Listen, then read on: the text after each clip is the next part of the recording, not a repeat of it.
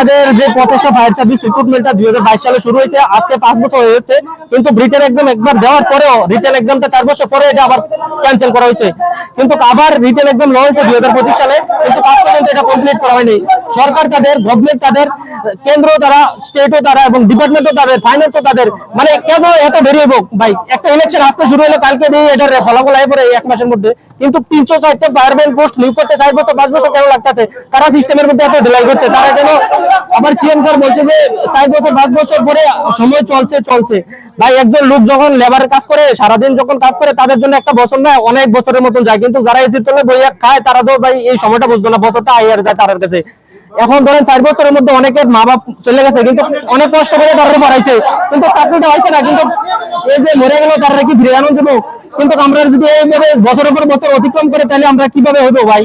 কিন্তু এখন আমাদের একটাই দাবি, যদি আমাদের এই 1 মাসের মধ্যে প্রচেষ্টা কমপ্লিট না করে, দরকার আমরা আমাদের দাবি তো হইলো যদি আমরা চাকরি পাই মানুষের সেবা করতে দেবো। 100 জন ভাইয়ের চাকরির জন্য দরকার হলে 10 জন ভাই শহীদ হয়ে যাবো। যদি গুলি খেতে কোনো কিছু করেন নাই, আমাদের হাতে এখন কোনো আর অপশন নাই।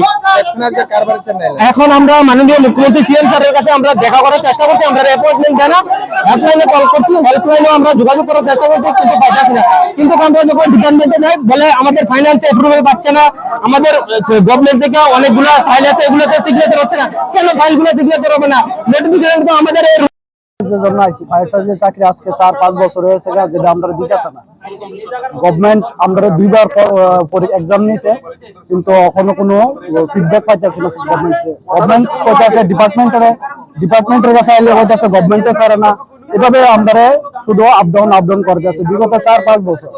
4-5 বছর ধরে যে একটা ছেলে বেকার থাকে, তো তার লাইফটা কতটুকু? একটা মানুষ 60 বছর বাঁচে, 50 বছর বাঁচে, তাইলে আমরা এখানে আজকে আইসি করি।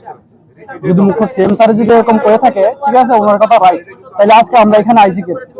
তো জনতা দেখতেছে প্র্যাকটিক্যালি আমরা আইসি।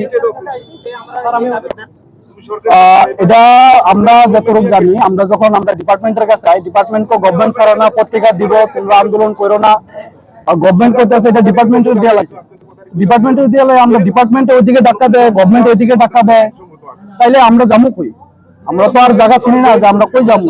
এখন আমরা এই রাস্তা আইছি, সিএম স্যারের বাড়ির সামনে আইছি, যে আমরা জানতাম যে আমরা প্রসেসটা কবে কমপ্লিট হইব।